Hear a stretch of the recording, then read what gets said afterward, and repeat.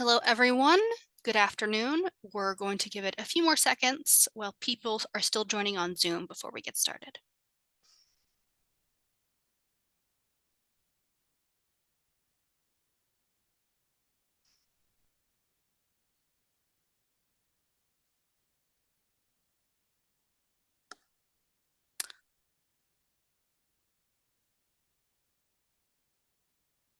All right, I think most people have joined, so we're going to go ahead and get started.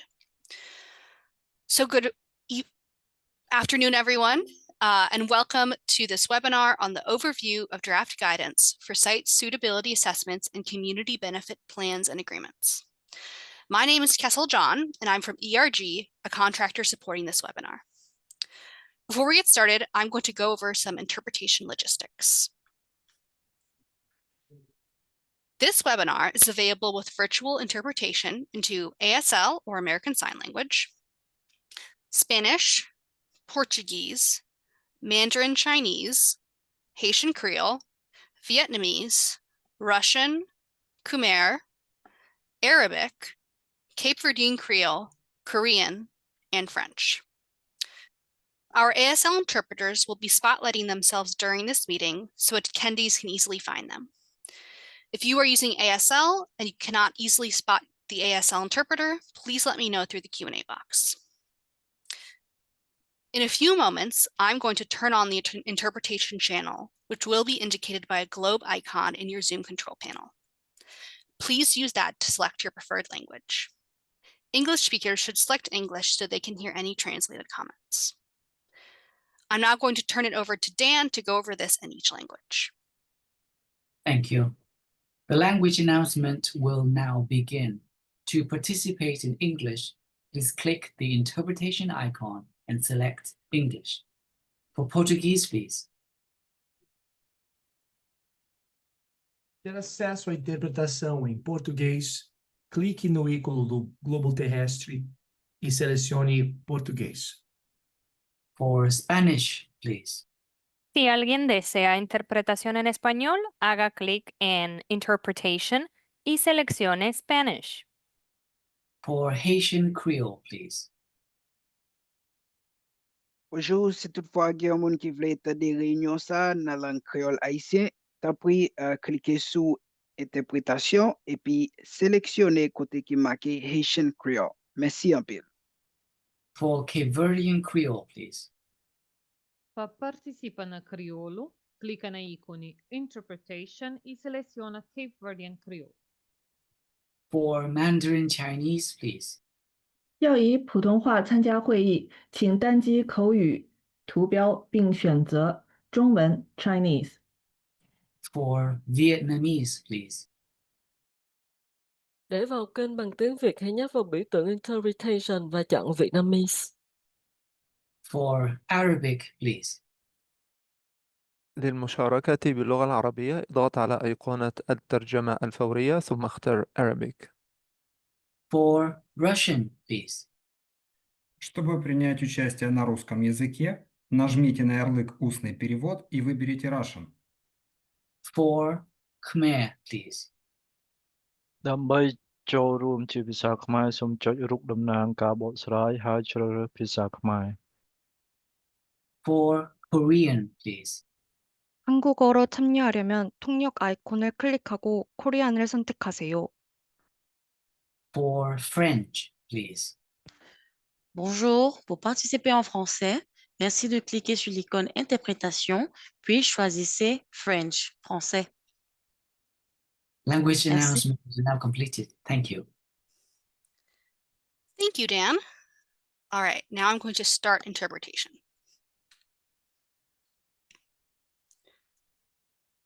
All right, everyone should have just seen a globe icon pop up in their Zoom control panel. If you don't see an icon, click on More, indicated by 3 dots, and a menu should pop up from there with interpretation on it. While interpreters get settled in, I'm going to ask all of our speakers tonight, both presenters and those giving comments or questions, to speak slowly for our interpreters. Now, I'm going to go over some Zoom housekeeping. To ask a question during this meeting, please type it into the Q&A box. If you'd like to make a comment during the public comment sections, you can raise your virtual hand using the raise hand icon in your Zoom control panel, or you can type your comment into the Q&A box. Closed captioning is available by clicking on the CC icon in your Zoom control panel. And similar to interpretation, if you don't see that immediately, click on the More icon and it should be on the menu that pops up there. If you have any Zoom technical difficulties, please send me a message through the Q&A box, or you can email meetings@erg.com and I will troubleshoot the issues with you. Finally, please be aware that this meeting is being recorded and will be posted online at a later date. Now I'm going to hand it over to Undersecretary Mike Judge to go over the agenda. Thank you, and thanks to everyone for joining us today. So we're going to cover a couple of things this afternoon. We're going to start with a little bit of background on the siting and permitting reforms that led to some of the guidance that's been developed by EEA. And then we're going to go through the guidelines on community benefits plans and agreements. Our Office of Environmental Justice and Equity will walk through that.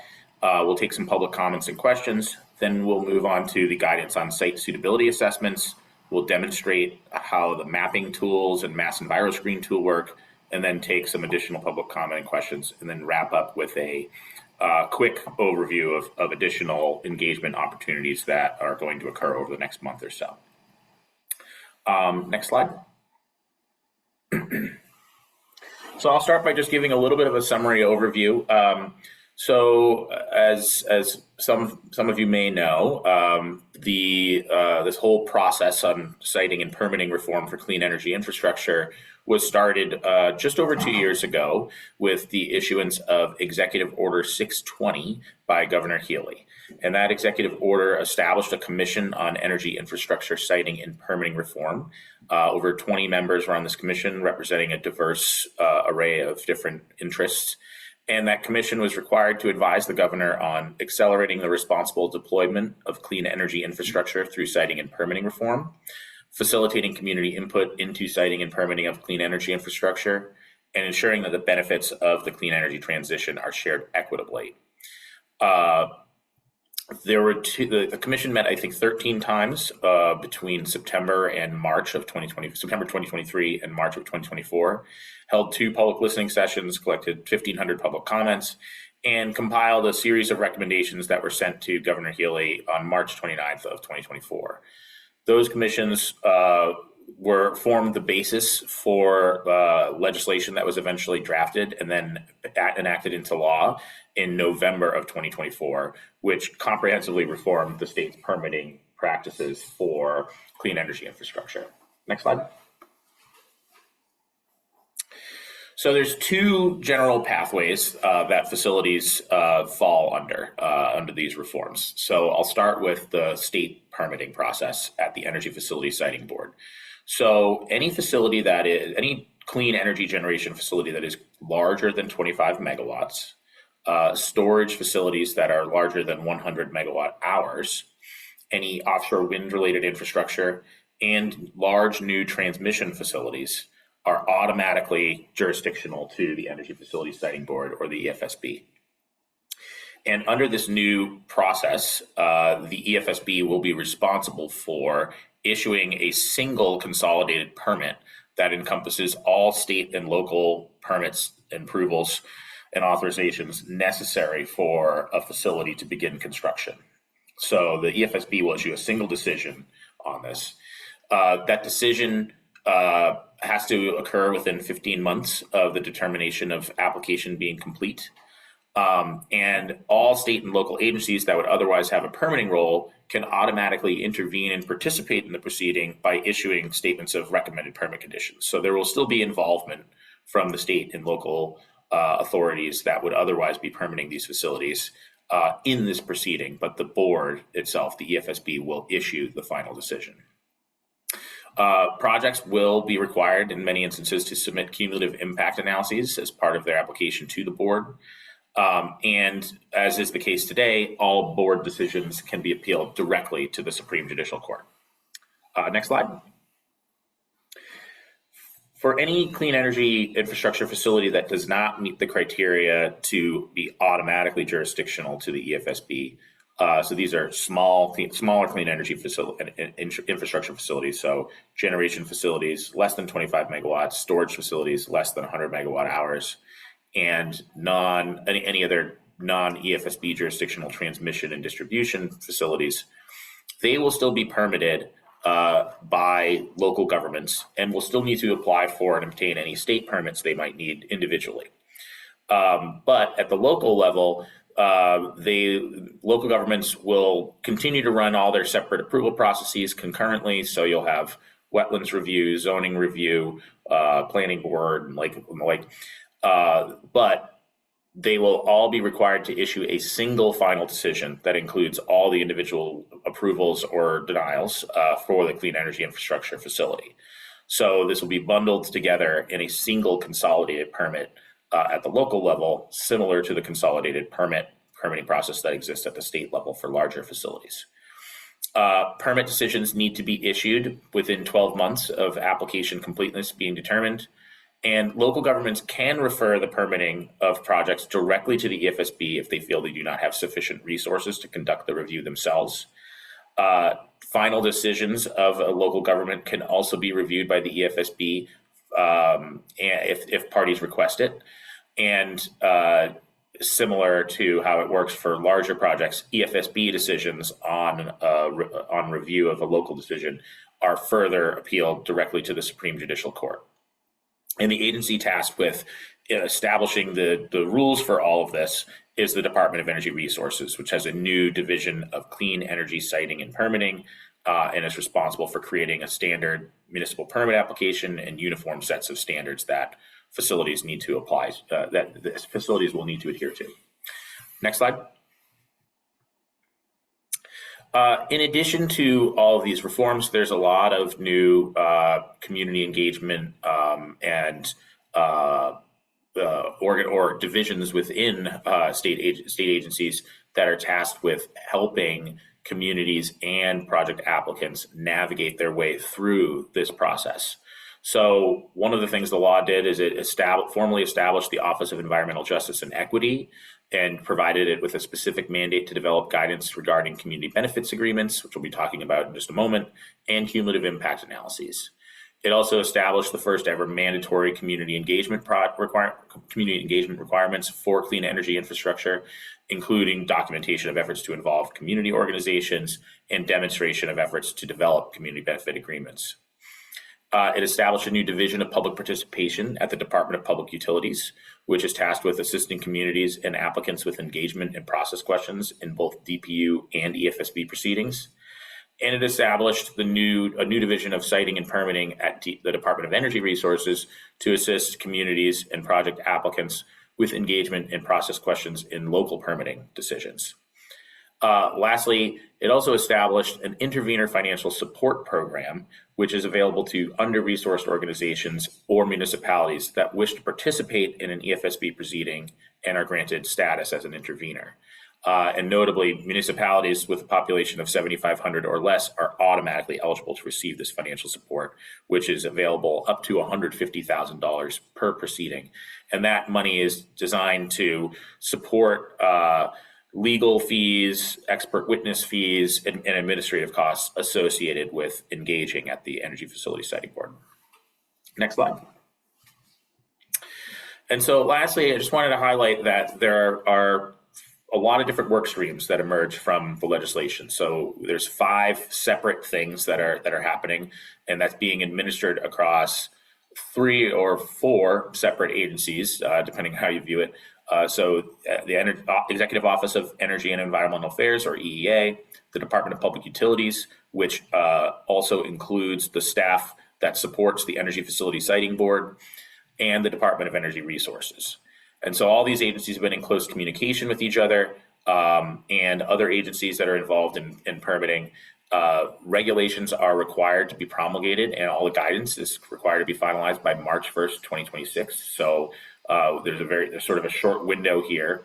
And what we're going to be talking about today are the 2 work streams that EEA is responsible for. So the site suitability guidance and the cumulative impacts and community benefits guidance, which we'll get into now. So if we go to the next slide, I believe now we're turning it over to our Office of Environmental Justice and Equity. Thank you, Undersecretary Judge. Just one quick note, we won't be discussing cumulative impact analysis today. We will focus on community benefit plans and agreements. I guess I first want to introduce a member of my team. Saina, I am the Undersecretary of Environmental Justice and Equity, and my colleague Saina Mashmasarmi is here on the call, who has been doing a lot of work as well on community benefit plans and cumulative impact analysis. And so I'll just start by sharing a bit of background, similar to what Undersecretary Judge mentioned. In 2024, the Climate Act sort of mandated, well, enshrined into law our office, the Office of Environmental Justice and Equity, and it also mandated us to draft and release standards and guidelines on community benefit plans and agreements.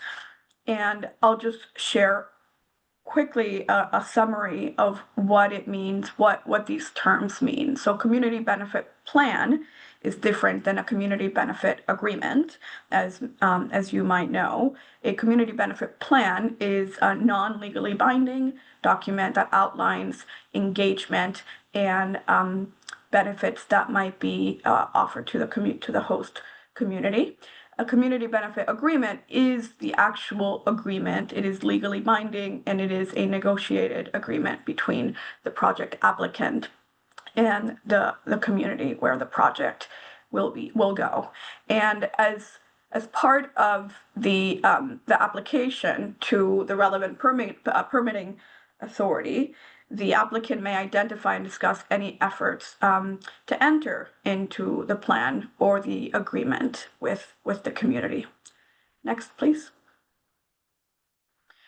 So like I said, a CBP, Community Benefit Plan, and a CBA, Community Benefit Agreement, are two different things, even though they are tightly connected. So a plan is non-binding. It will be submitted with the permit application. It outlines proposed benefits, and it guides transparency and accountability. A community benefit agreement is the actual contract. It is legally binding. It is negotiated between a developer and the host or communities. It is enforceable, and it provides also a legal recourse if the contract is breached.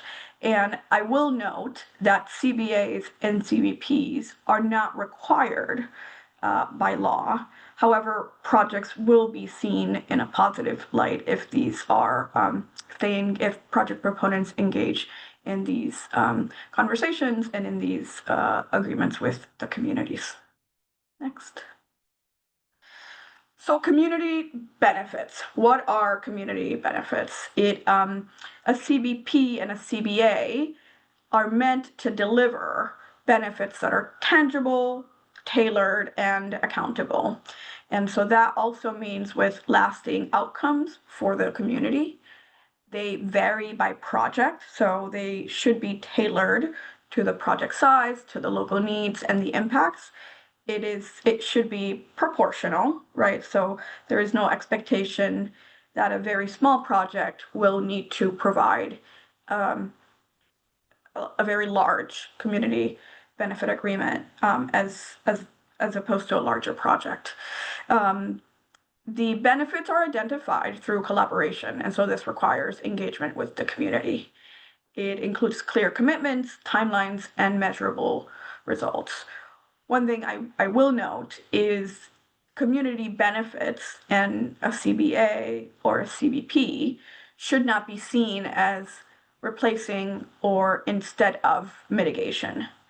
So mitigation and community benefit agreements are two very different things, and they, of course, work together, but mitigation is different than community benefit agreements and community benefit plans. So with these elements in mind, benefits typically fall under the following categories. Environmental justice and equity is one. Economic development and workforce creation is another. Infrastructure and community support is another. And finally, environmental and public health protections. Next. So these categories are as follow: EJ and equity. So these benefits are meant to address historical harms, reduce environmental burdens, and ensure that the communities receive priority access to energy and other benefits. Economic development and workforce creation is about creating good paying jobs, accessible jobs for local residents, and also supporting small and minority owned business. These are a few examples of what it means to provide a benefit under this category. The third category is infrastructure and community support. And so this is investing in the physical and social infrastructure of the community. So that could include affordable housing, transportation access, broadband, childcare. These are a few examples of what it means to support and to create benefits under this category. And the last one is environmental and public health protections. And this is about protecting people's health and the natural environment. And this could include pollution prevention and controls, land and habitat restoration, and climate resilience measures. Next. So turning commitment into actions. We know the difference, we covered the difference between a plan and an agreement, right? And so a well-structured plan, a CBP, clearly describes the proposed benefit. It provides a clear timeline for delivery. It identifies the responsible parties. It outlines the funding sources, and it provides, which provides transparency.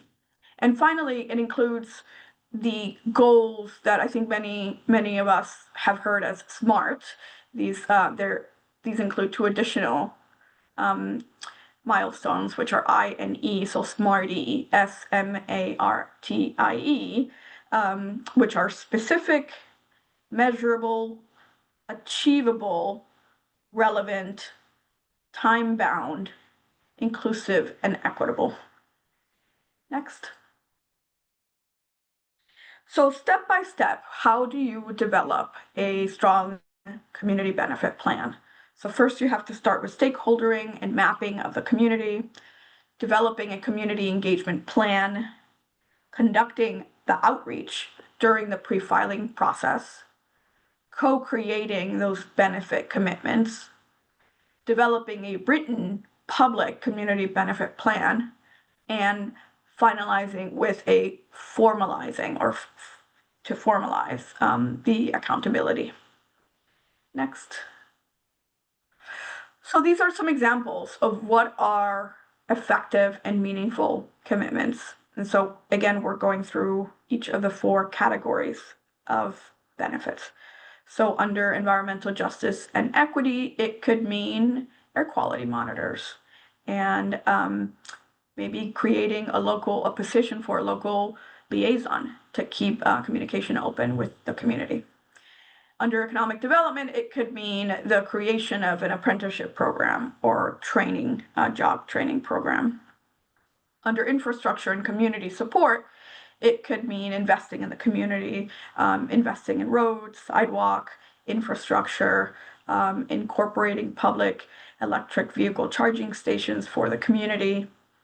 And under the last one, environmental and public health protections, it could include a comprehensive habitat restoration or conservation offsets, as well as maybe providing noise reducing design features for facilities that are near homes. So these are just a few examples to sort of picture what community benefits might look like under these categories. Next. So now I believe I'll pass it back to my colleague, Undersecretary Judge. We will take some public comment and questions with the hope that we can answer some questions. Although if we feel like there are a lot of folks who want to talk, we do want to give the opportunity for everyone to speak. So I think Undersecretary Judge or Kessel, I'm passing it back to you. Yes, so before we get started, if anyone wants to make a verbal public comment, please raise your virtual hand by clicking on the raise hand icon in your Zoom control panel. And if you are on your phone, you can hit *9.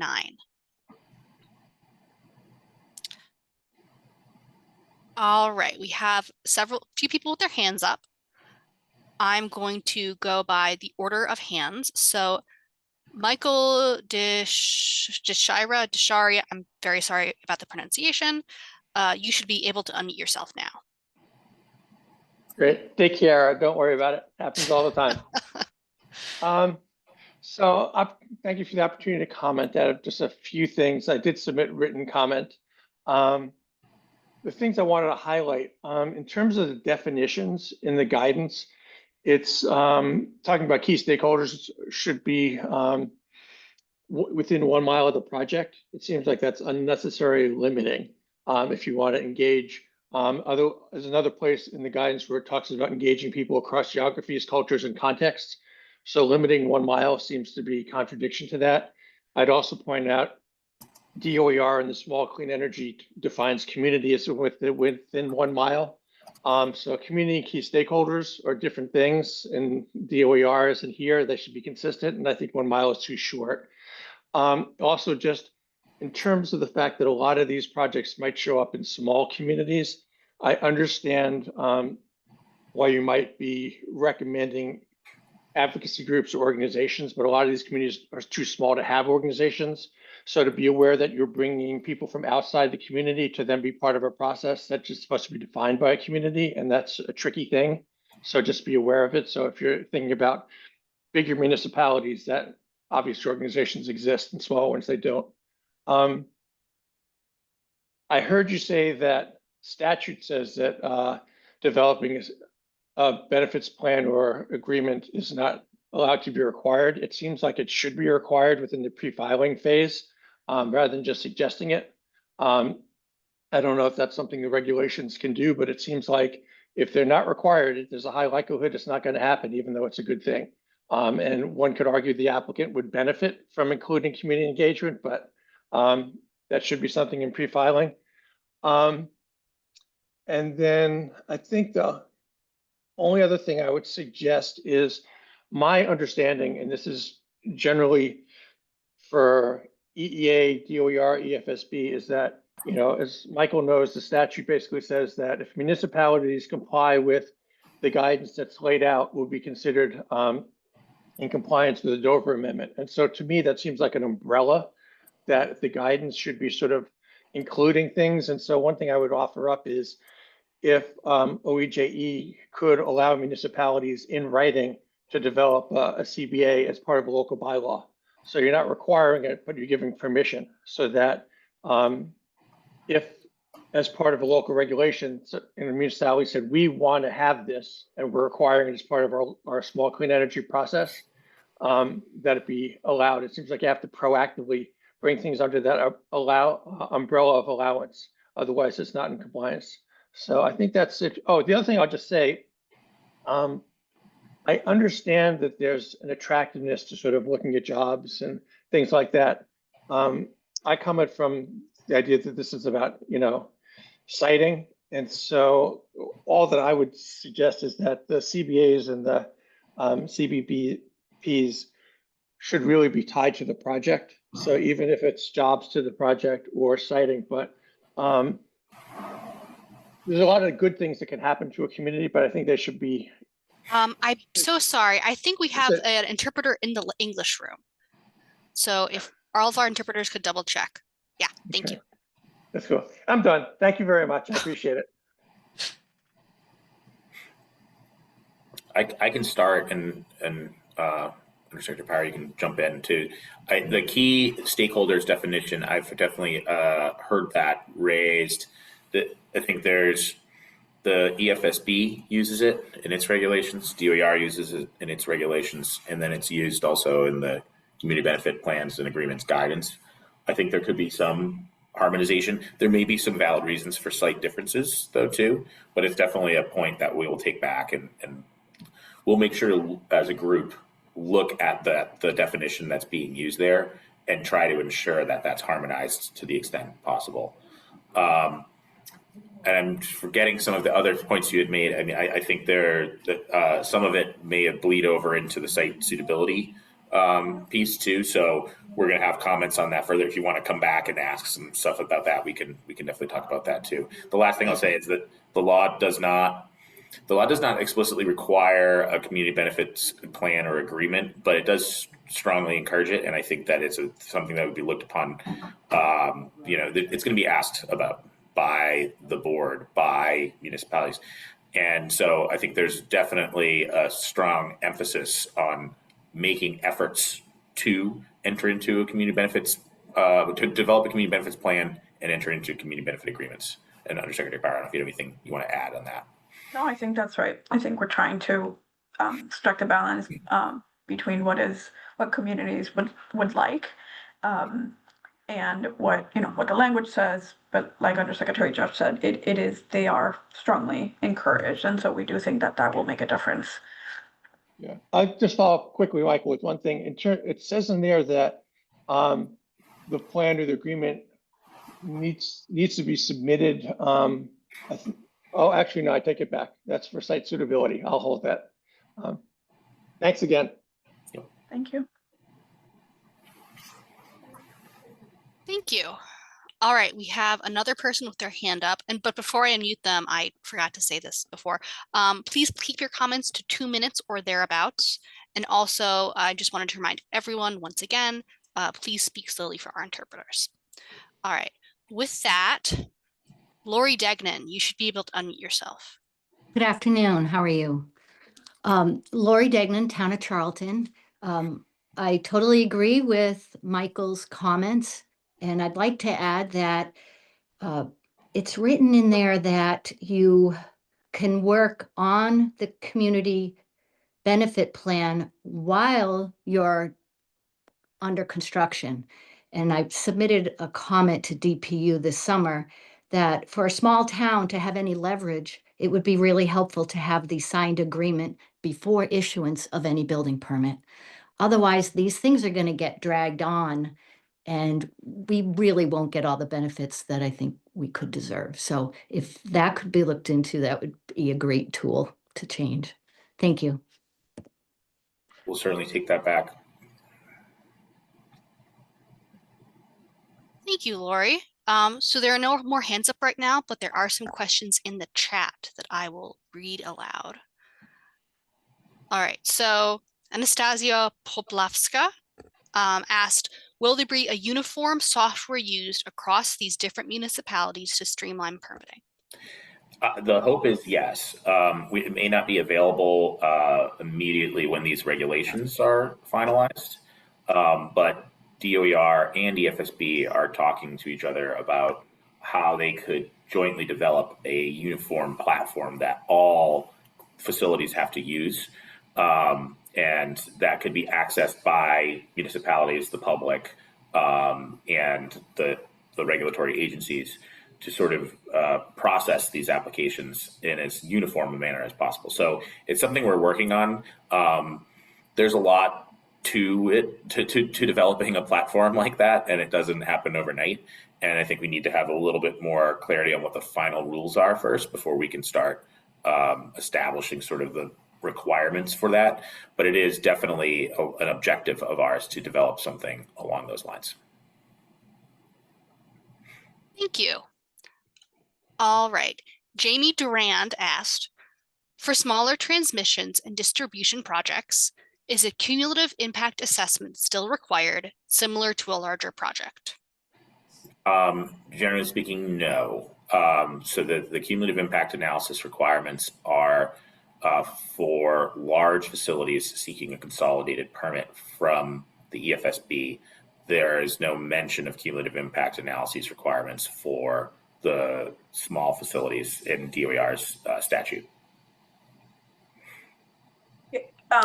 Undersecretary Judge, can I just add, there will be a different mechanism for capturing social and environmental benefits and burdens in the local permitting process. And we'll get into that in a minute, but I would also note, though, that transmission and distribution facilities generally are not subject to the site suitability analysis or requirements because they are exempt if they are not, unless they are in a new public right-of-way.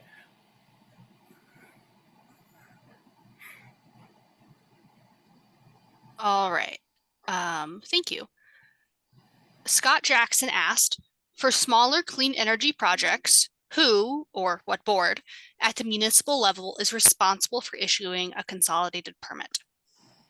So I don't want to misstate this. DOER has proposed this in its regulations, I believe. And so I think there's some DOER folks on. So if someone wants to message me, make sure I'm right.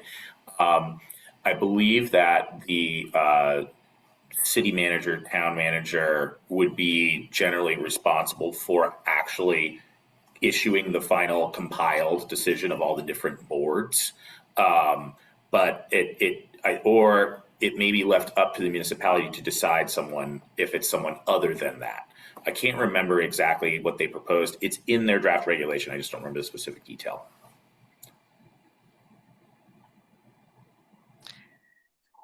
Thank you. All right.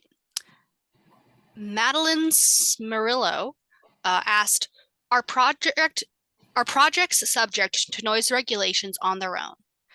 If so, why might a noise reducing feature be needed? Typically, noise regulations cover impacts to homes. So yes, the Mass DEP, or Department of Environmental Protection, has statewide noise policy and standards that projects need to adhere to.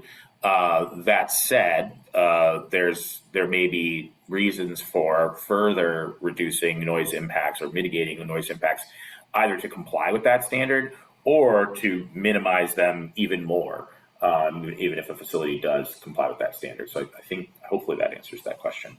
And then I also just noted that DOER's director of clean energy, their clean energy and siting permitting division, has clarified the previous question. Municipalities can determine who issues the final decision. So DOER leaves that up to the discretion. Thank you. I just want to do a quick time check. Should we have time for more questions, or should we? I think we could get through the next couple of questions. Okay. Yeah. Okay, great. We're actually on schedule, maybe even a little ahead. Wonderful. All right. So Anastasia Poplavska said, okay, thanks, Mike. Oh, this is a response to your response. I recommend looking into existing software like Solar App. I could see that being a huge roadblock to implementation software. It took me 2 years at DOE to help develop a platform, and we weren't even finished by the end.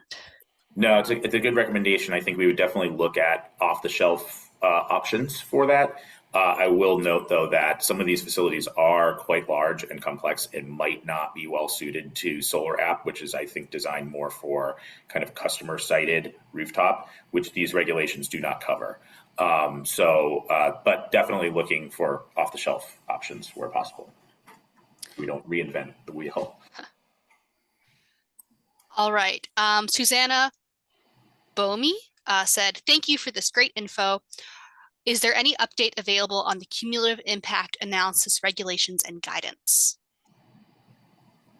So the draft guidance will be released soon for public comment. So not today, but ideally, hopefully in the next couple of weeks, there will be draft guidance for cumulative impact analysis.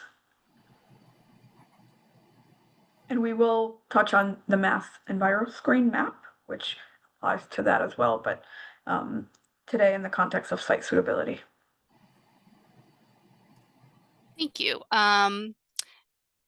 Ibrahim Lopez Hernandez says, can you explain on how the community outreach expected in these proposed regulations overlap, complement, or differ from other regulations like MIPA's EJ requirements.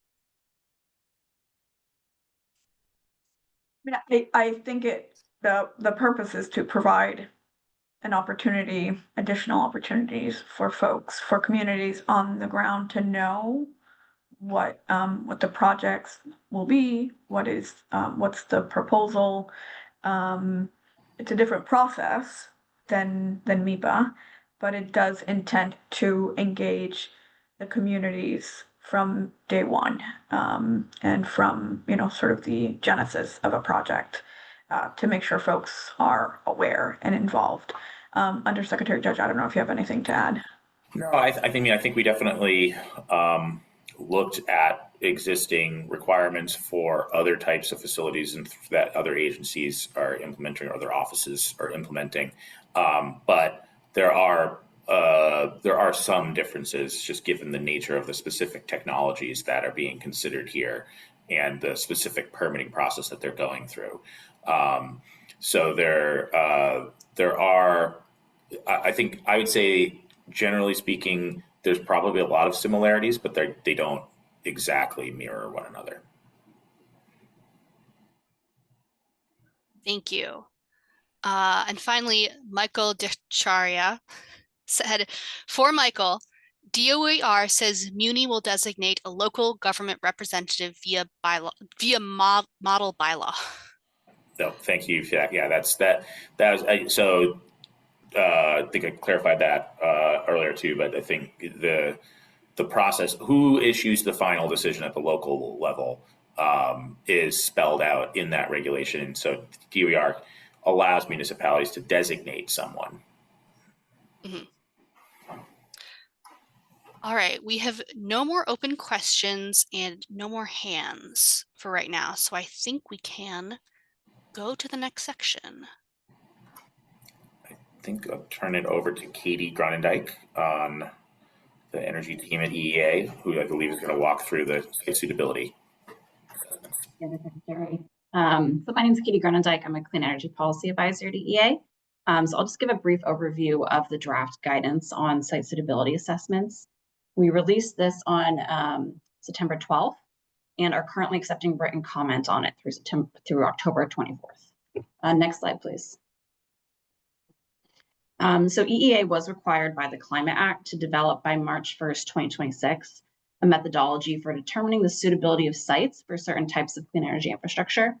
And the methodology was required to include specific geospatial, environmental, and social screening criteria. We were also required to develop guidance to inform regulations on ways to avoid, minimize, or mitigate impacts on the environment and people to the greatest extent practicable. And the Energy Facility Siting Board and DOER are required to establish standards for applying the site suitability methodology into their requirements and procedures. So we've worked closely with them to make sure that this works with their processes and regulations. So we've created a scoring framework that will be required for clean energy infrastructure applying to the Energy Facility Siting Board or local governments for consolidated permits, with some exceptions for certain types of infrastructure. So some of the objectives of these assessments are listed here. We want to encourage development of clean energy projects on lands that are on the built environment or previously developed or low conservation value lands, and to avoid, minimize, and mitigate, if you can't avoid or minimize, any impacts to ecologically important natural working lands. We also want to make sure that communities who already bear a disproportionate environmental and public health burden don't carry a disproportionate burden of energy infrastructure. At the same time, clean energy generation like solar and battery storage is an important part of our efforts to reach net zero emissions in the Commonwealth while making energy more affordable. So we want to promote the viability of that industry in the state. And we want these assessments to help permitting agencies by serving as both an initial screening tool for developers that steers them away from unsuitable sites, and a tool that informs the permitting agency's final decision. So these scores will be taken into consideration by the permitting authorities, and they'll impact the types and the level of any minimization or environmental mitigation measures needed to be issued a permit. Next slide, please. So this site suitability assessments will be required for most clean energy generation and storage facilities applying for a consolidated permit issued by the EFSB or local government, and all transmission and distribution facilities applying for consolidated permit that are located in a newly established public right-of-way. There aren't that many facilities that are in a newly established public right-of-way, so the majority of projects that will be doing this will be smaller generation and any size of storage. So certain types of infrastructure won't have to complete this, including transmission distribution facilities that are not in a newly established public right-of-way. Any facilities that are applying for a permit at the EFSB that are also required to complete a cumulative impact analysis. And then the very smallest clean energy generation facilities, which have a site footprint of less than an acre or a nameplate capacity of less than or equal to 25 kilowatts, or are behind the media facility with a capacity of less than or equal to 250 kilowatts. Also, offshore linear infrastructure like offshore wind is not required to complete the site suitability assessment at this time, but we recommend that the EFSB consider these cables highly unsuitable if passing through certain protected areas that are identified in the state's ocean management plan. And we do plan to update the guidance at a later date to allow offshore infrastructure to be able to complete site suitability assessments as well. Next slide, please. So the site suitability score can be calculated using publicly available data sets and tools that offer statewide data layers. The scoring framework involves calculating for each site criteria-specific suitability scores with a quantitative rating of 0 to 5 that represents the suitability of a given project site with respect to that specific environmental or physical criteria. There's also some score modifiers that can subtract or add points to a score based on certain project-specific features. And together, these will calculate a total site suitability score of 0 to 25. And that represents how suitable a site is for a project across all the criteria and score modifiers. Lower suitability scores would indicate more suitable sites, and higher scores indicate less suitable sites. Next slide, please. So these are the 5 criteria that make up a score before applying any score modifiers. So all of these are required to be included in the methodology by law, with the exception of agricultural resources. So for climate resilience, we're looking at the vulnerability of the site in question to climate impacts. So it uses a state tool that develops exposure ratings for riverine flooding and coastal flooding hazards. To assess the value of a site for carbon storage and sequestration, we're using federal data to look at total ecosystem carbon storage plus 50-year sequestration potential. The methodology also considers the biodiversity value of the land, using overlap with specific biomap elements and priority habitat as designated by the Natural Heritage and Endangered Species Program, as well as ecological integrity value. To protect the Commonwealth's limited farmland, we're also looking at whether the land is designated as important farmlands and whether it's currently under agricultural use. For social and environmental burdens, we're assessing the relative environmental and public health vulnerability and level of burden of the communities the site is located in. And that'll use a new statewide tool called Mass EnviroScreen, which Undersecretary Power will be providing a demonstration of today. Next slide, please. So now I'll turn it over to my colleague, Dunbar Carpenter, to provide some more detail on the methodology of calculating each of these criteria-specific scores. Thanks, Katie. So for climate change resilience, the score will be assessed based on the exposure of a site to 2 particular climate hazards that are considered most relevant to operating energy facilities and for which there is a robust framework for assessing the hazard. Those hazards are riverine flooding and coastal flooding. And for this, we are pointing to the existing climate resilient design standards tool that allows people to enter in project specific information, and it generates a report with a hazard exposure score. So of the 2 climate hazards, we are proposing to look at the highest exposure rating and using the table at right to develop the suitability score for climate change resilience. So that ranges from sites that have no exposure to either hazard at 0, all the way up to a 5 would be a site that has a high exposure to either riverine or coastal flooding. We can go to the next slide. For carbon storage and sequestration, the score is going to be based on the carbon stocks as well as the future carbon sequestration potential of a site. And for this, we're using a combination of forest carbon monitoring data as well as land cover data. The scores are calculated using an ecosystem carbon index. For any land that is developed, that's automatically 0. For undeveloped land that is estimated to have a low carbon density, the carbon index is a 1. And then for anything with higher than a particular threshold of carbon density, the National Forest Carbon Monitoring System data will be used to give it a score of ranging from 1 to 5. Now, the way that this is done is we're doing these calculations on 30-meter grid cells. That's a grid cell that represents just under a quarter acre, and calculating this across the state.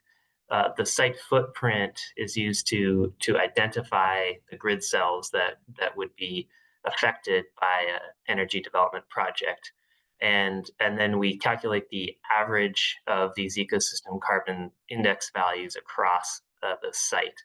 And that would give you the score, again, ranging from 0 to 5. I want to note here that the last bullet on this slide has some information that was inadvertently left out of the version of the guidance that we've published, and we will be publishing a corrected version with that information shortly. We can move to the next slide now. For biodiversity, as Katie mentioned, this is looking at a variety of sources of information on the biodiversity value of the land.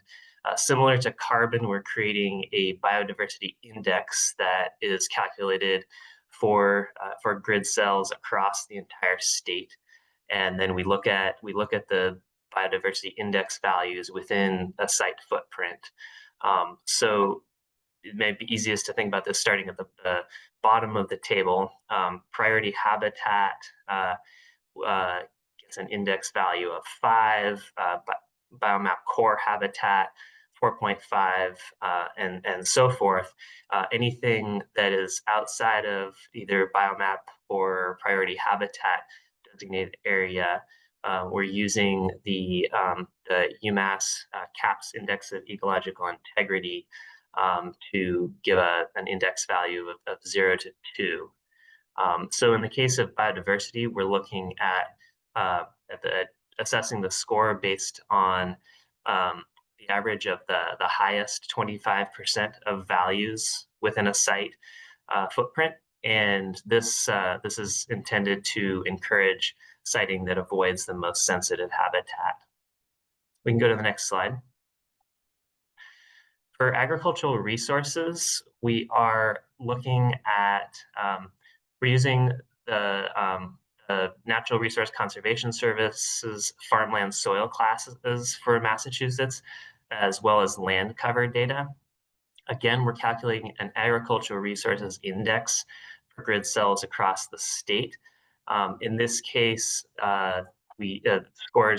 sites are considered highly suitable if they either have no farmland soil designation or are developed.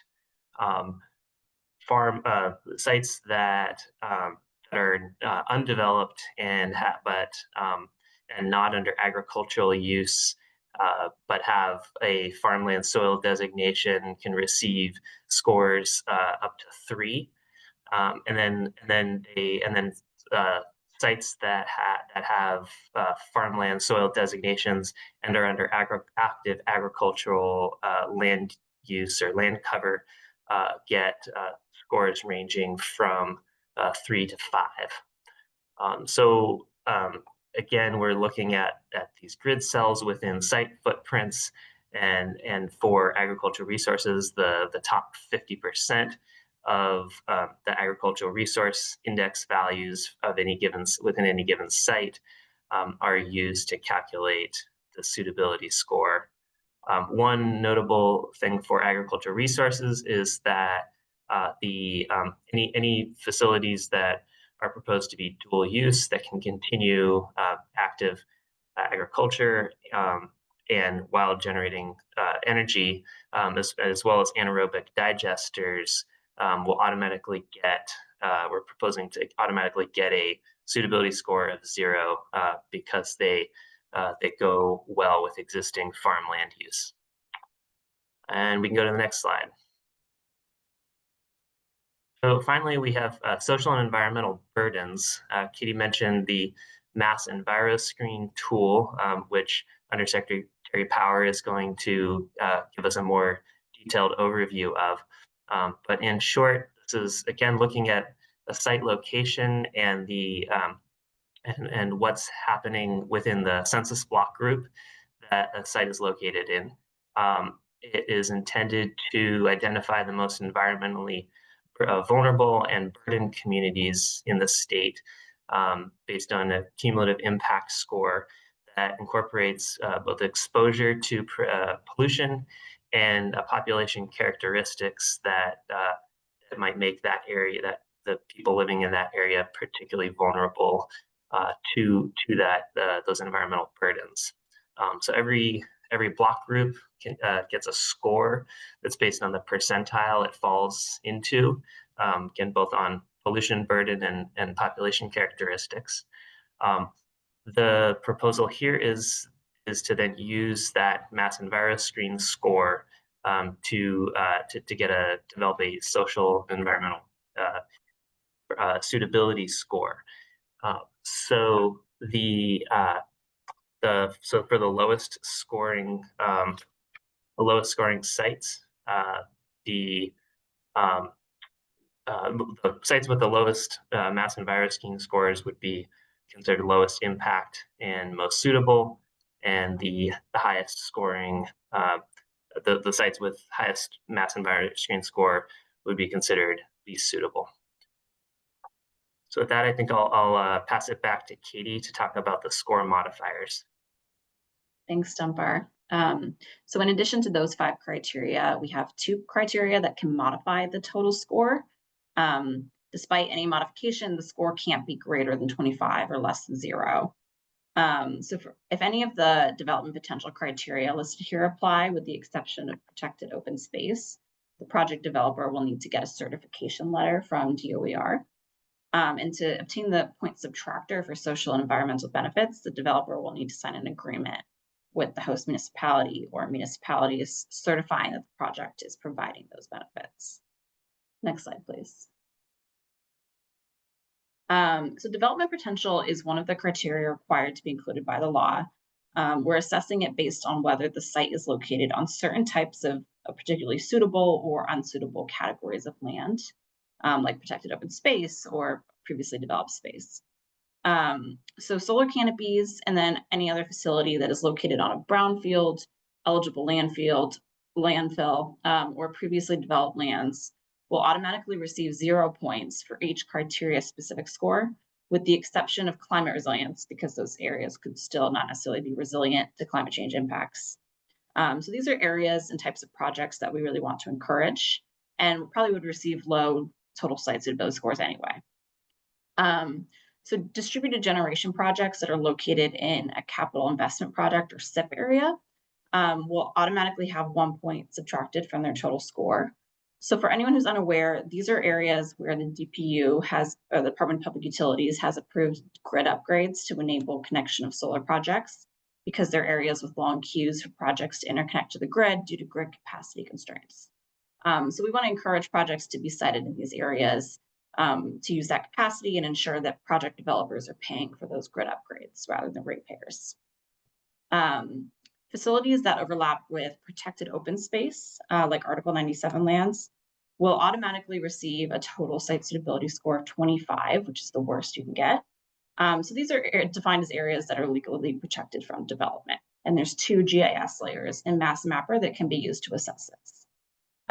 Transmission and distribution facilities that cross the protected open space could apply for a waiver if they can't demonstrate that no other suitable route or location exists. Next slide, please. So for social and environmental benefits, facilities can subtract points from their score for providing certain benefits that are agreed on with the host municipality or municipalities. So this is intended to provide projects a way to get credit for any benefits that they're providing, and also encourage community benefits agreements to be negotiated with municipalities for these projects. So applicants would need to coordinate with the host municipality and sign an agreement certifying the benefits. The benefits would then be binding conditions in any resulting permit to ensure that they are the benefits are provided. So this is the initial list of benefits that we included in the guidance. We're very open to feedback on that list. Next slide, please.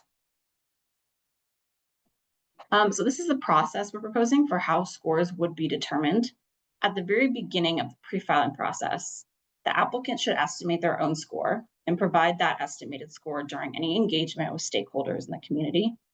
So these are all publicly accessible data sets and tools. So this could be done today, but we're also working towards providing a web tool that anyone could use to determine the score of any site online to make this a simpler and more consistent process that anyone could complete.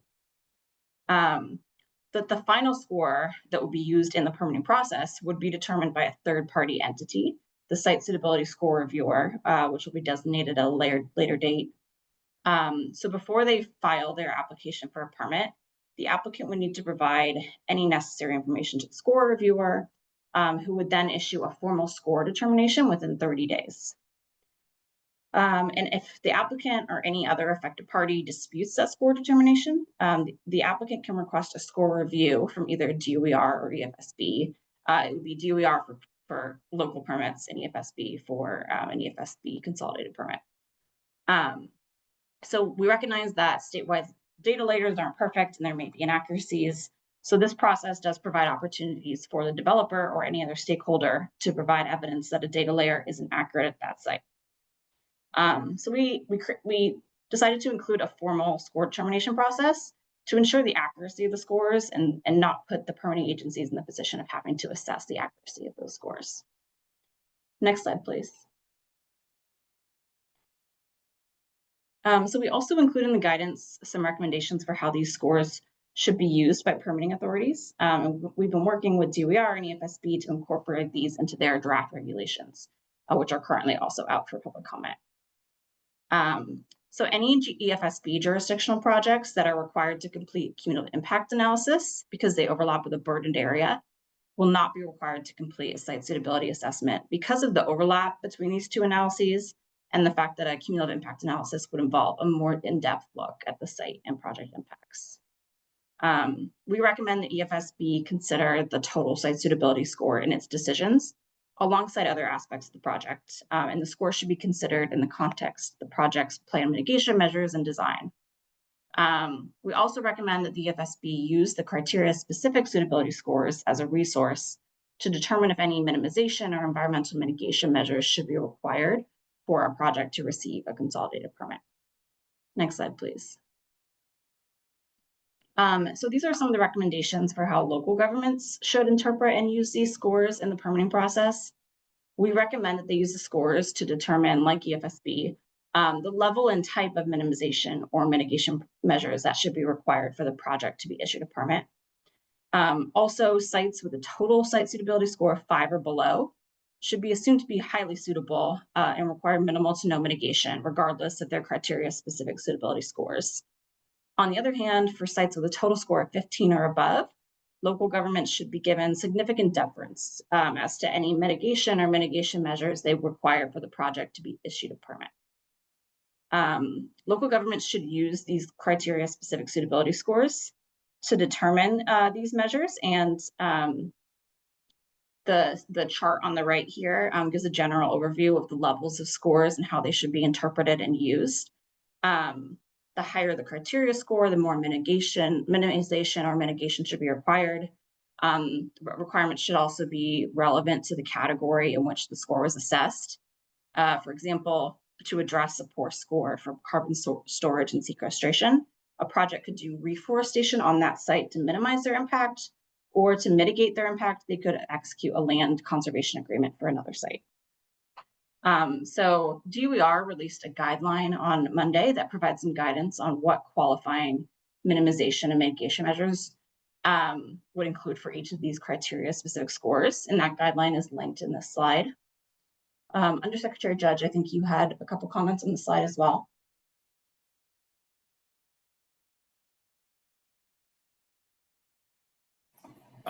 Yes. I remember we talked about this yesterday. Yeah, I think generally, I was just going to note, I think just some distinctions between the EEA guidance and DOER's regulations and the EFSB's regulations on this topic. So generally speaking, EEA has established the methodology, the framework for how sites will be evaluated, what data sets will be used, and mapping tools will be used to evaluate. But the enforcement of some of this is going to be done by the agencies that have jurisdiction over the permitting processes themselves.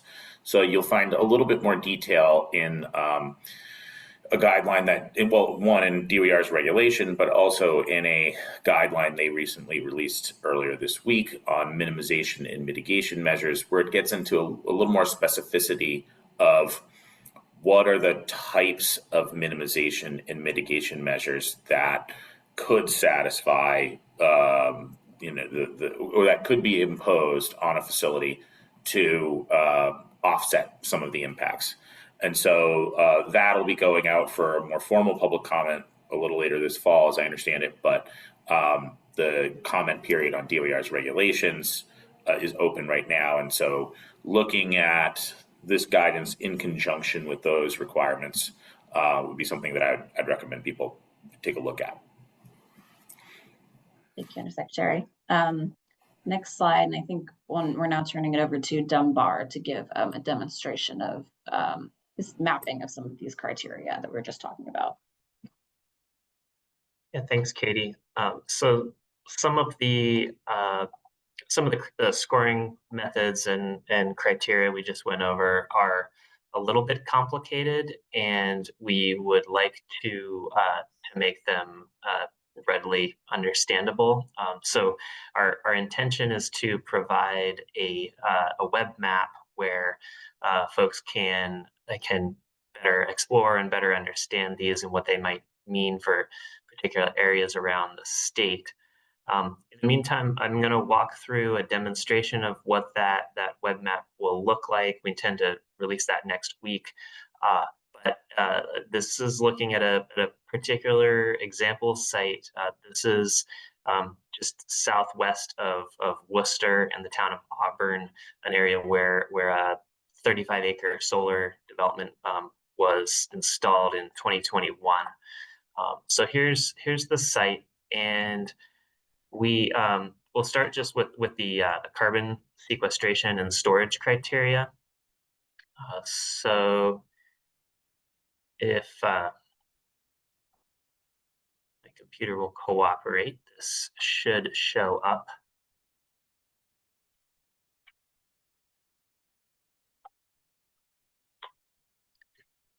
And it seems to be slow right now. Apologies.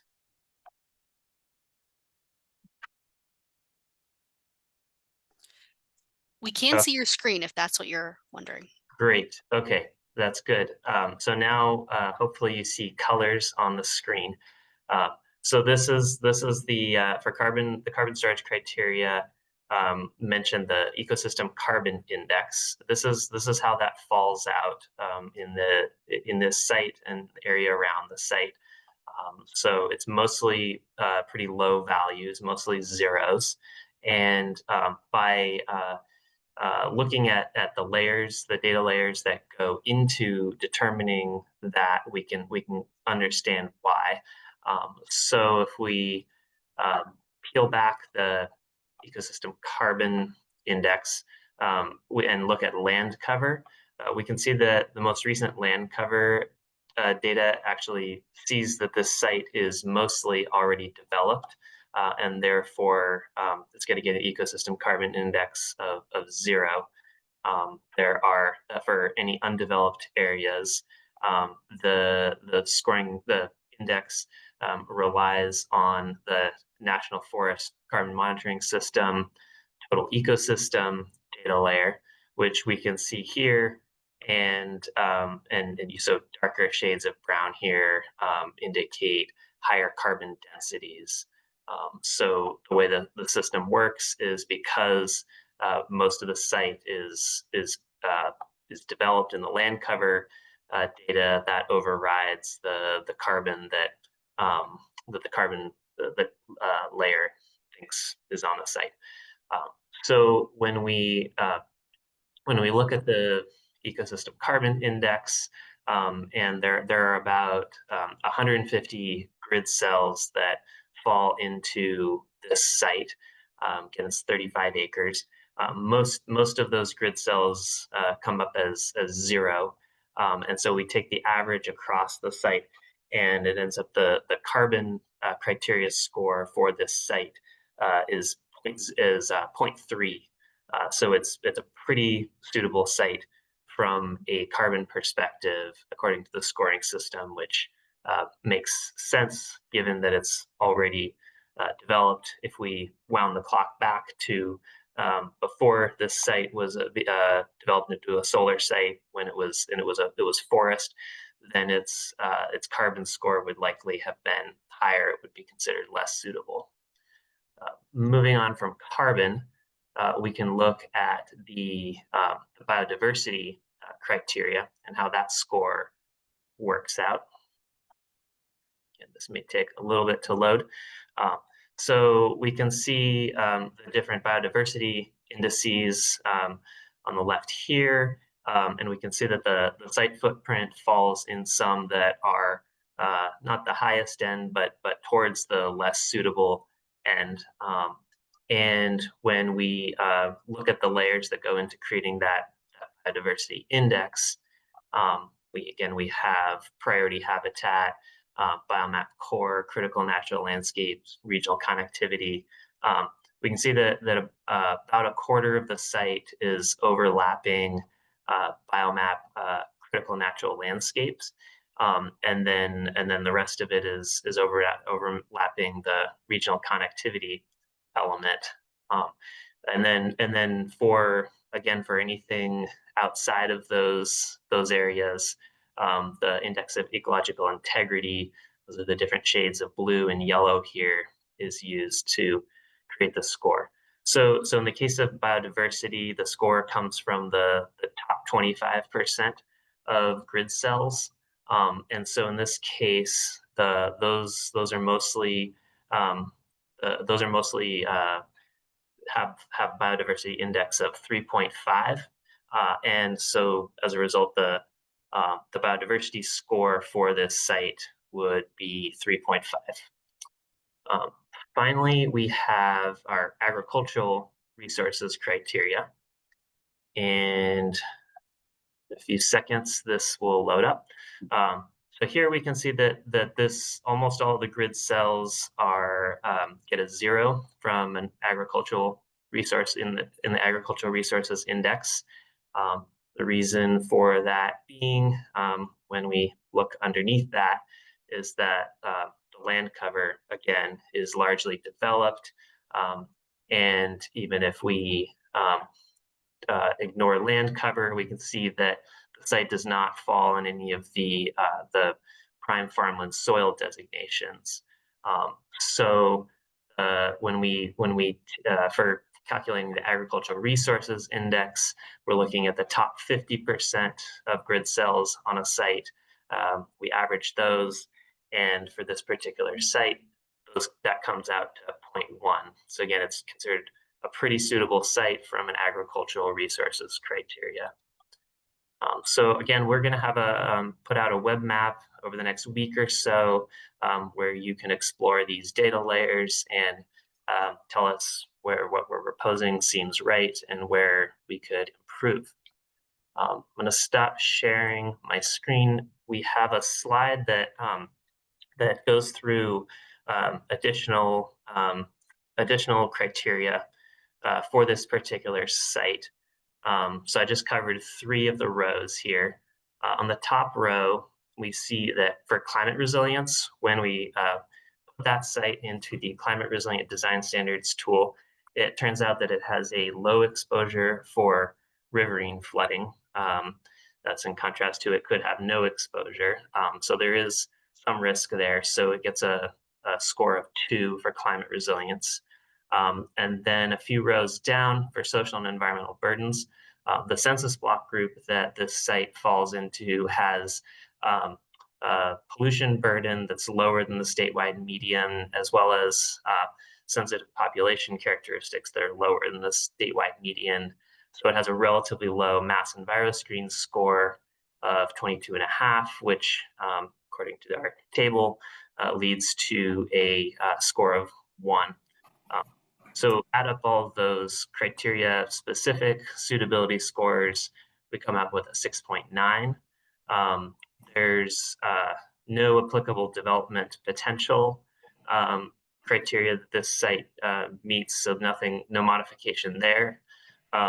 We could imagine that there has been an agreement signed between the municipality and the developer of this project that it's pollinator friendly, in which case they would get to subtract 1 point, and that would lead to a total score of 5.9 out of 25. So hopefully that gives a little bit of a concrete example of how a site would get scored. And with that, I'm going to hand it over to Undersecretary Power to talk a bit more about the Mass EnviroScreen tool and how that works. But before we jump into that, just for one thing, I just wanted to, I think you mentioned this, Dunbar, but I just wanted to clarify too. I mean, I think this is a really helpful example of how the tool would be applied. But to your point, the carbon sequestration, storage and sequestration score might be relatively low on this site, partially because we're looking at a developed site. If this was pre-development, you might see a much higher score. I just wanted to kind of underscore that. But it's potential that there's a possibility that that site had been cleared too. We often see like fields that may have already been pre-cleared. So we're not evaluating the site before the solar came on. But if you were to go back in time to 2021 and this was forested, the score for carbon storage and sequestration would almost certainly be higher and may require some minimization mitigation. I just wanted to underscore that. But now we can turn it over to Undersecretary Power. Thank you, Undersecretary Judge. And thank you, Dunbar and Katie. I believe Saina is, sharing screen and the tool. So I will talk about the Mass EnviroScreen and the tool, how it works, and also, would love questions and comments and really wanting to know if we are on the right track and if there are areas that can be improved. The tool is not live yet. It will be very soon, but we did want to provide sort of a preview so that folks know what to expect and how it works. So the Mass EnviroScreen is going to play a pretty significant role in calculating the social and environmental burdens that contribute to the site suitability score. So what is the Mass EnviroScreen? We call it MES, but it is the Mass EnviroScreen is a mapping tool that was developed by our office, the Office of Environmental Justice and Equity, and it's meant to identify environmentally vulnerable and burdened communities in Massachusetts. And so it uses a cumulative burden score that considers the exposure to pollution and climate risk, and B, the presence of sensitivity or vulnerable populations. And what's the approach and what is the model? The mass EnviroScreen uses the cumulative burden mapping model that is similar to California's Cal EnviroScreen and Colorado's EnviroScreen tools. And like those tools, it produces a numerical cumulative burden score. So it goes from 0 to 100 to show how burdened each community is compared to others statewide. So a higher score equals a greater cumulative burden. Scores represent percentile ranks across the state. So how do we define a burden area? We follow California's model, which uses the 75th percentile as a key threshold. So communities that score 75 or higher experience cumulative burdens equal to or greater than 75% of the block groups in the state. And these areas are classified as burdened areas if they meet one or more of the following criteria. So the first criteria is the mass EnviroScreen score of 75 or higher. And the second criteria is an annual median household income that is 65% or less than the statewide median, which is unique to our approach in Massachusetts. And so now we will orient you to the map and all of the designated burden areas that are automatically highlighted in red. So if you see the communities or the block groups that are highlighted in red, those are the designated burden areas. On the left-hand side, you can toggle different layers to view a color gradient that shows the mass EnviroScreen score across the state. So from 0 to 100, you can see the different levels, the different gradient from lighter to darker red, I guess. And so you can see the different layers and the different scores across the state. Now this gradient, what it does, it helps us visualize the range of cumulative burdens from lower to higher scores in this map form. So we'll use two communities on the map as examples. So when you click on a community, you'll see whether it's classified as a burden area. And Saina is doing it live right now on the map, as you will see. And so she highlighted on the left the text where it says burden areas. So if it is a burden area, you will be able to see why it was designated. And so specifically, you will see the score, the mass EnviroScreen score, and you will see the median household income for that census block group. If you scroll down, there's a data table. And so the data table shows a list of all of the indicators that are contributing to the mass EnviroScreen score. And they're shown in both their raw values as well as percentile rankings. So for the purposes of this of site suitability score, the detailed indicator information isn't needed. What you will need is a focus, you will need to see and focus on the community's overall score when doing the calculation. So now we'll move to a different community. Even if it's not a burden area, you still will see all of the information. So you see the mass EnviroScreen score, the median household income, and the table with all of the indicators. Now, again, for the purposes of site suitability, you will not need the information in the table, but the information will be relevant once we start discussing the cumulative impact analysis, which is forthcoming. Now, at some point, the Mass EnviroScreen score is going to be integrated into the site suitability map so that you will be able to find all of the relevant information in one area. And hopefully this will make it easier for anyone who wants to use the map. So for now, for the time being, it is a standalone map as we continue to refine the indicators and methodology. So we're presenting it right now. It is not live it is not live on the web, but it will be really soon. And sort of the reason is we are refining it. And once it goes live, it's also not final. This is draft form. And so we are very interested and curious on feedback from the public on whether, like I said earlier, we're going in the right direction, whether the indicators are what folks in different, sectors, project proponents, communities, feel that the indicators are sort of the right list.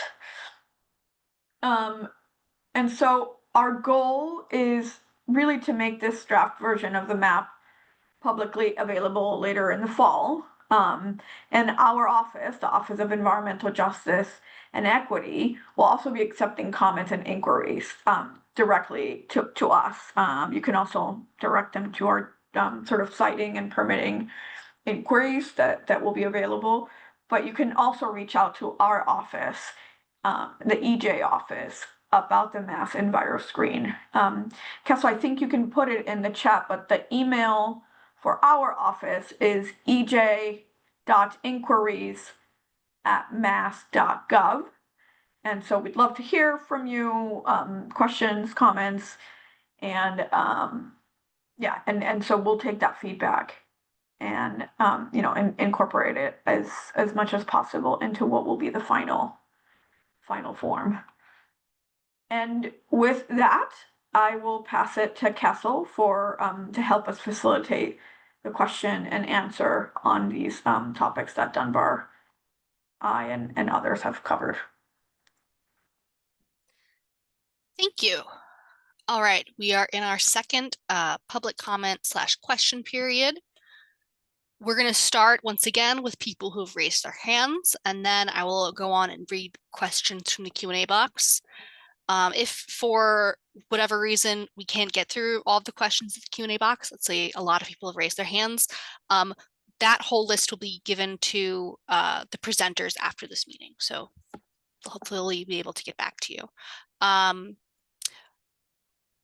And also, before I unmute anyone, I'd like to remind folks to keep their comments to 2 minutes or as close as possible, and to speak slowly for our interpreters. All right, so our first person with their hand raised is Lori Degnan. Lori, you should be able to unmute yourself. Yes, thank you. So a point of clarification, do only environmental justice communities fall under the ability to request a cumulative impact analysis, and are only environmental justice communities fall under burdened communities? So in terms of cumulative impact analysis, we're going to go deeper into that and sort of share the guidance that we've been drafting, not in this session, but really soon. So right now we're focusing on the community benefit plans and agreements and sort of site suitability and the tool. In terms of the environmental justice communities, so right now we're focusing on burden areas, and it is about the indicators that are sort of explain the process. And it's a list of 30 indicators, which you will see when the map goes live. What are all the indicators that go into that calculation? So it's not whether you are an environmental justice community or not. It is the range, the gradient of the score between 0 to 100. with 75 sort of being the number for cumulative impact analysis if it's 75 or higher. I hope that was clear. Mike, Undersecretary Judge, I don't know if you want to I add would anything. add just a couple things too. I mean, first of all, I think there is probably I think it's probably fair to say that there's a good amount of overlap between mapped environmental justice communities and these burden communities. But I'd also want to just add that as far as the site suitability guidance is concerned, it's the only metric you're being scored on is the Mass EnviroScreen score. So it's sort of what percentile do you fall within. So if you're in the bottom 10, that's a very good score from a suitability standpoint. If you're in the top 90th percentile or above, top 10, that's a very bad score. And there's going to be expectations that you will be minimizing, trying to mitigate some of the impacts. And then everything in between is sort of graded accordingly. So how this is going to be used for cumulative impact analysis, it's the same underlying data, but it is examined, and the trigger points, the kind of threshold points are slightly different for cumulative impact analysis of the EFSB versus site suitability, which is just looking at where does the census block fall on the percentile of the whole range of potential scores. Okay. Can I ask a second question? If a town has not been mapped through like the BioCore maps, because we have a lot of large parcels owned by private individuals and they have never been mapped, will this tool include those parcels that have not been looked at? Well, the Mass EnviroScreen is was designed and will be available with publicly available data. As far as mapping, I can't speak to the details on that. I don't know if Dunbar can speak to that maybe, but I mean, as far as I'm aware, I was not aware that there are any portions of the state that are not mapped, but I don't know, Dunbar, if you have more details on that. Yeah, Biomap is a statewide mapping product. It doesn't mean that every location throughout the state has been looked at in detail, but it's generally applicable statewide. And our colleagues at the Department of Fish and Game have put a lot of effort into putting that together. They could probably speak more to this, but yeah, it's generally a statewide mapping of biodiversity and habitat value. But it does not include every parcel of land, right? By the sounds of it. It does cover the entire state, so that would be all parcels, yes. But they haven't allowed people onto the parcels to map whether there's some critical areas in there. Are you saying they just look maybe from above? Yeah, I can't speak to the level of on-site surveying that's been done. All right, thank you.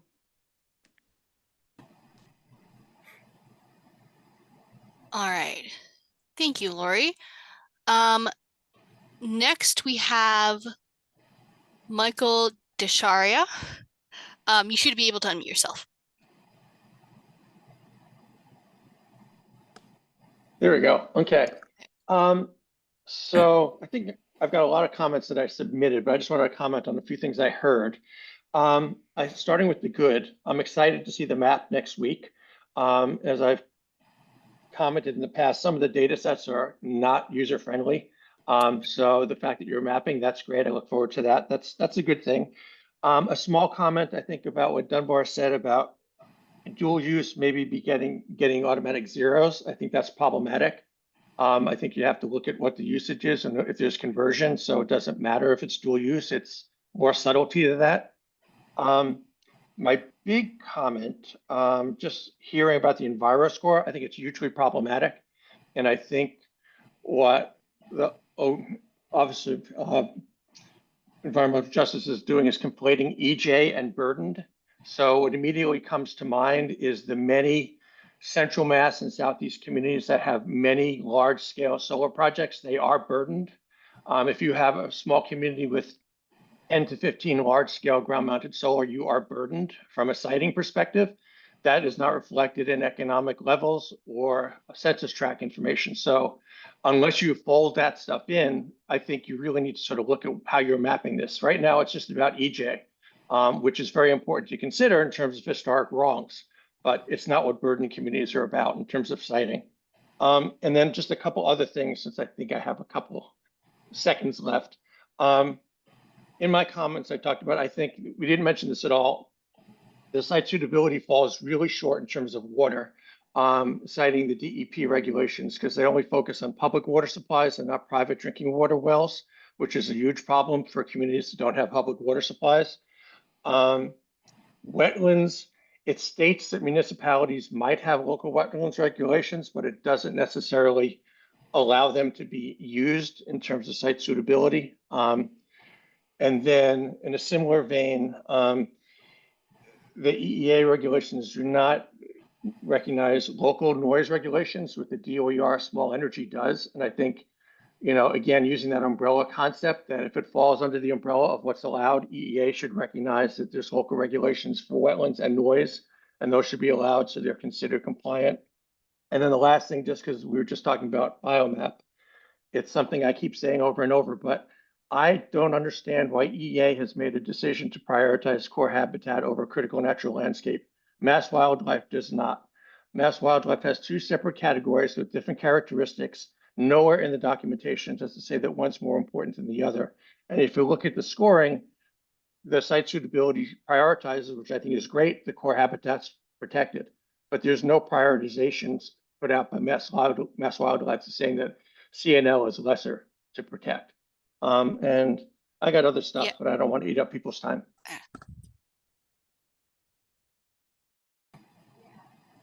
Yes, Undersecretary Judge, I'll just No, touch I mean, I appreciate the feedback. I mean, I will take all this stuff into consideration and have seen that you submitted written comments already and look forward to anything else you might have after seeing the maps next week. Yeah, and the mass enviro screen, it is different than the EJ population map that we have right now. It does, I guess the intent is to cover other communities that are or were inadvertently left out with the current EJ map. And so like you mentioned, you know, Central Mass, Western Mass, a lot of the communities or the census block groups don't pop up in the EJ, the current EJ map. But this new Mass Enviro screen and the score does include other indicators in addition to population, and so pollution, climate risk, and it does, I guess it does identify communities that were or that are left out in the, you know, inadvertently left out in the current EJ map, but we're also happy to review the list of indicators.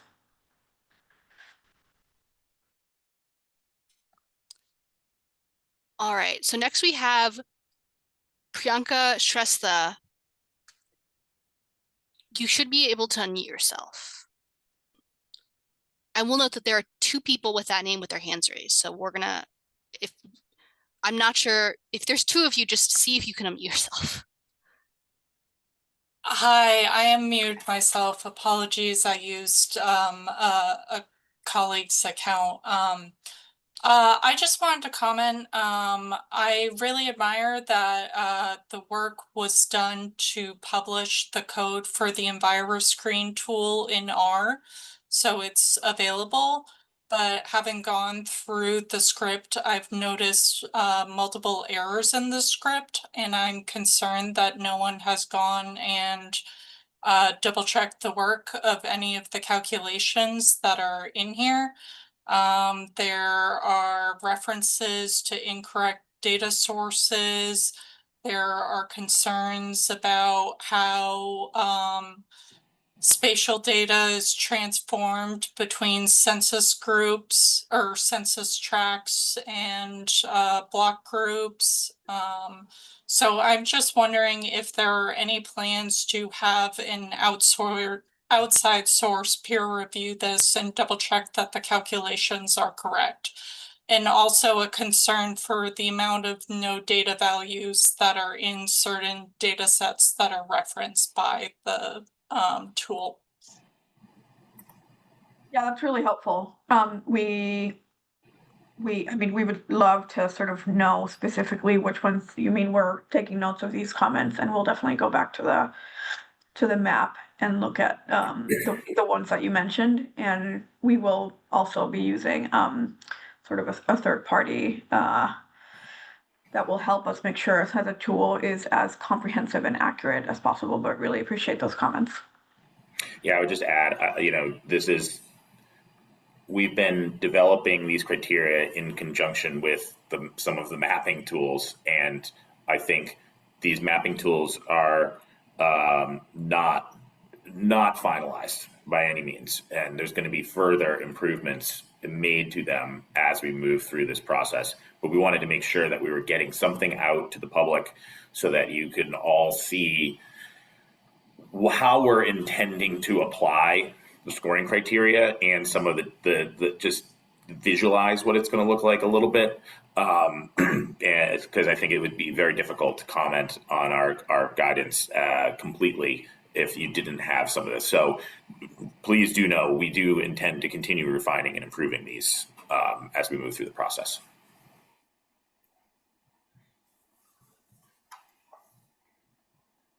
All right, and next we have Robert Churdick.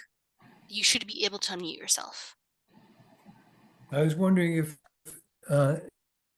in your site suitability criteria, if there's any place for the impact on the rural nature of a community and the aesthetic effects of replacing forests and hillsides with solar power panels.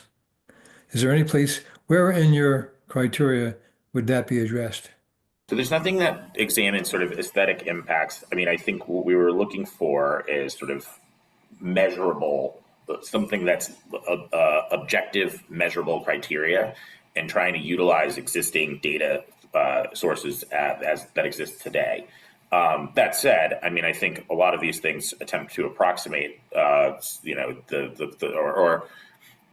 think would approximate some of the impacts that you might be talking about. So to the extent that you're coming in and cutting down a lot of trees, and those trees have a significant carbon sequestration value, that site's going to score very poorly on carbon sequestration and is going to need to either consider redesigning the project, maybe looking into a different location altogether, or adopting some significant minimization and mitigation measures. And the same thing's true for the biodiversity impacts or agricultural impacts. So we've really tried to sort of, again, use very objective criteria where we can measure impacts, and there are clear sort of cutoffs that are clear to all parties who are involved in the permitting process, applicants, authorities having jurisdiction, and then other interested parties.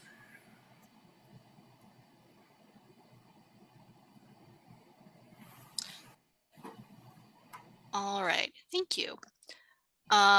We don't have any more hands up right now, so I'm going to start reading some questions from the Q&A box.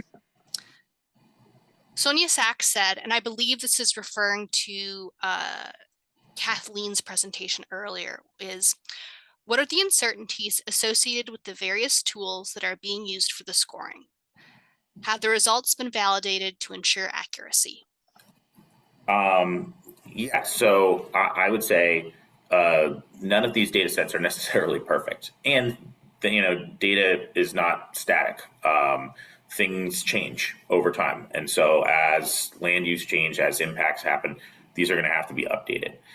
That said, I do think that there's a lot of work that's gone into developing these existing data layers. And, I think we feel relatively confident that they are a good way to approximate, at least, or try to measure the impacts that a facility might have in a particular location. We do have a process by which, in DOER's regulations and in the guidance, by which someone can challenge the score. whether it's the applicant saying, hey, I'm being scored worse than I should be. You haven't taken into account that 3 years ago, this site was actually redeveloped for some other purpose, and I'm now putting this on top of a building or putting it on a parking lot or whatever it may be. But vice versa too. You could say this is being scored too well for the project proponent, and actually the project score should be higher because the data layer doesn't take into consideration this, a particular endangered species or something that was maybe just discovered in this location. So there's a methodology and a process by which members of the interested stakeholders or the project applicant can challenge the score and ask for a more in-depth review of the score and present facts that demonstrate that the score is maybe not correct. But I do think the underlying data, Michael, a lot of validation. There we go. There's a lot of validation that's been gone into it. Thank you. Sorry, your audio got a little strange there, but it's back now. For some reason, that's my computer. I don't know why. All right, so I'm going to kind of combine the next two. So I think this is from Lori Degnan, and I believe this is when Dunbar was sharing his screen with the map, and it says, can he slide it at 35 acres over to the fully forested? And I think this word got cut off. But then a couple minutes later, she said, thank you for clarifying that it was 35 acres of forest. So I think that, go on. Yeah, I have a further clarification on this. So this is the site that was examined earlier and shown earlier. So it was partially forested land. It was actually, if you look back at the history of that site, it was there was a fire in 2006 that damaged 125 acres of forests and burned down an abandoned house that was on the property. So I don't really know to what extent it was fully forested or if they were, removing brush that had been sort of damaged in the fire or not, but just a little context on that particular location. All right, thank you. Next, Valerie Locker asked, and I believe this is still about the map share that was shared. What is considered a newly established public right-of-way? For example, would a new line established with an existing public row be applicable for a CIA or SSA? So I think it would depend on the specific circumstances. I would say, generally speaking, that would likely not be considered a new public right-of-way. It would not be subject to the site suitability or the CIA. Well, it would be subject to the CIA because the CIA does not discern whether it's in a new public right-of-way or not. Any transmission facility that is EFSB jurisdictional or any facility, any utility facility that is going through the EFSB process that triggers a CIA review because of where it is located would have to go through a cumulative impact analysis. But it would not be subject to the site suitability because it's not in a new existing, or in a new public right-of-way, which is generally, most utility infrastructure is on privately held land and put through easements. And if it is in a public right-of-way, it's in an existing public right-of-way. All right, thank you. Deirdre Matthews asked, when is the appropriate time to provide comments on the mapping tools being presented today? I'd say anytime. Our comment deadline is October 24th for the site suitability guidance. We want to hear from you, but we're welcome. We take any comments and feedback anytime. I would also note the EEA, our guidance materials, we're not bound. We're bound by the March 1st deadline. We're not bound by the rulemaking process that the other agencies are, because this is not a formal rulemaking or regulation. So there may be additional public comment opportunities as we further refine this into the fall and winter. And I would say this, similar to the Math Enviro screen, it is officially not out yet, even though we showed it and shared it here. So would love comments starting now if you have any, but also on beyond when it's public. We'll share the mapping tools or the early drafts of them as soon as possible, and we'll notify. We'll send out a notice to everyone that they're publicly available and posted on the website. Thank you. Priyanka Shrestha asked, "Hi, how is the 25 percentile cutoff determined?" That a question related to the mass and virus screen? I believe, yes, this is the virus screen question. Yeah, I mean, like I mentioned, we are sort of modeling or not modeling, but using similar thresholds as other states. So we did look at different models, including the federal one that was developed, I believe, 2021, and as well as other states like California and Colorado. And so the 75 number is a sort of understood and, sort of comprehensible threshold that is used in other communities, and that's in other states. So it did feel like a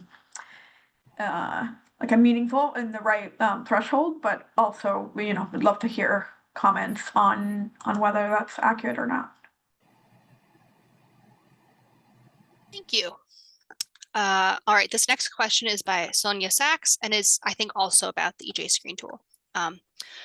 What was the process for selecting the indicators for each category of burdens? So similar to the previous answer, there was sort of looking at other examples that other states and cities are using.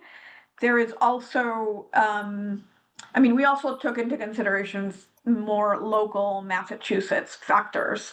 So availability of data, the spatial resolution, the timeline of the data, like Undersecretary Judge mentioned, data changes. And so really wanting to make sure that the data we are using is accurate in terms of the timeline of what that snapshot, data is sort of a picture or snapshot of a period in time.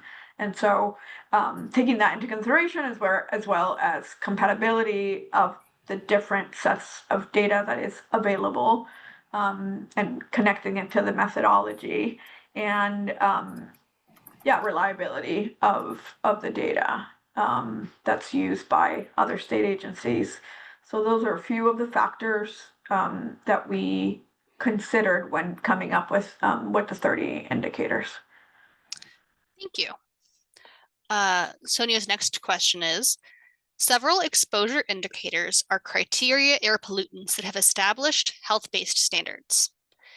If the indicator value is below that standard, does it still get counted in the calculations? Actually, Kessel, can you read that again just to make sure I understand it correctly? Yes. Several exposure indicators are criteria air pollutants that have established health-based standards. If the indicator value is below that standard, does it still get counted in the calculations? Does. I want to make sure I'm saying this correctly, but because it's a cumulative score, it is incorporated in the big picture of the score, even if it is below the threshold. And so what we are looking at the end of the day, sort of the number, is the score of that community as, but it incorporates all of the indicators, even if the indicator is below the threshold. Gotcha. The next question is, it seems like there are several indicators that are highly correlated.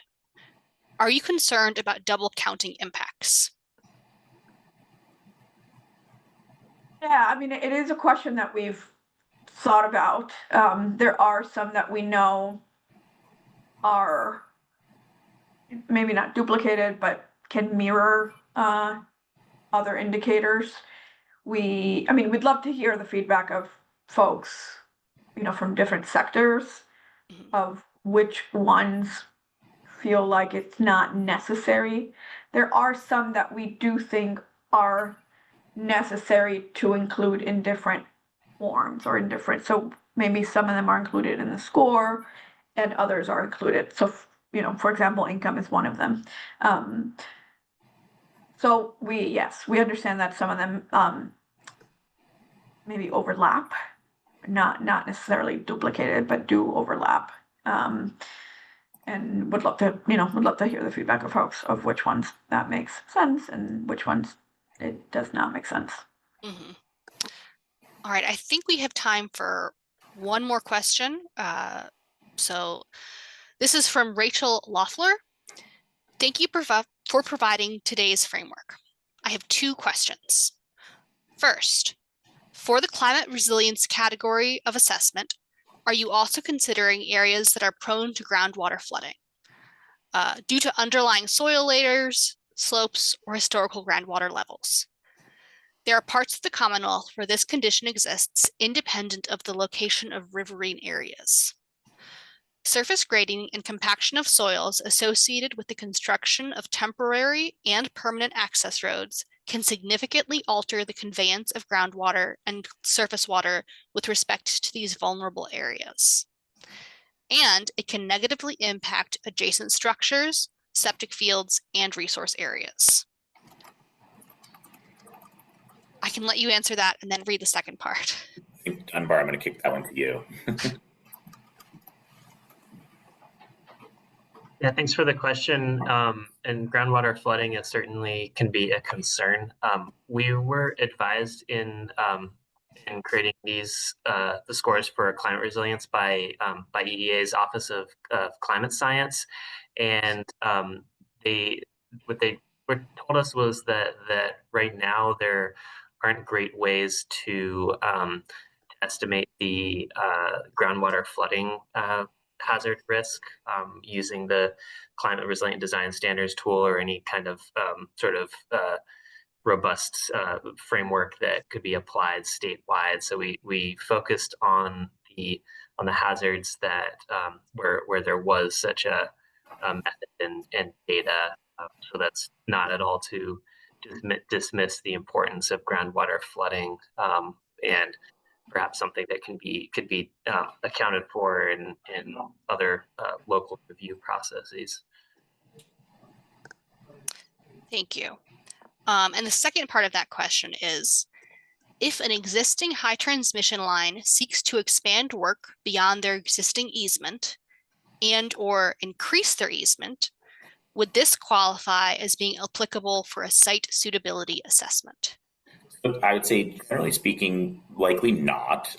But if the easement is within an existing, or the work is on publicly controlled land, and there's a new public right of way being established as a result of it, so a new road, sidewalk, or utility part of land, then perhaps. But I think, generally speaking, most utility infrastructure is not going to be subject to the site suitability guidance. Great. Thank you. I believe that is all the time we have for questions, because we have about 2 minutes left, but we'll get all of your questions to EEA. All right. We will endeavor to answer those as quickly as possible. I don't know if Katie has just a wrap-up slide, I think, right? That's right. Yes, I just wanted to very quickly show this slide that has the information on all of the public hearings and information sessions that are happening this month on these regulations and guidance. So this week, DWR is holding 4 hybrid information sessions. The last one is tonight in Amherst and can be attended in person or remotely if you haven't been able to join any of the others. They're also holding a remote public hearing on Wednesday, the 15th. And then their written comments deadline is on Friday, the 17th. There's our written comments deadline for the guidance that we discussed today, both the site suitability and the community benefit plans and agreements guidance on October 24th. And then EFSB and DPU will be holding public hearings across the state and remotely. They'll all be hybrid at the end of October, beginning of November. And their written comments deadline is Friday, November 7th. Next slide, please. So you can find more information on all of this, including links to regulations and guidance, and links to register for any of those public hearings or informational sessions on this website, mass.gov/energy permitting. And you're also welcome to send any additional questions to the email listed here, energypermitting@mass.gov. Thank you, everyone, for joining today. Thank you, everyone.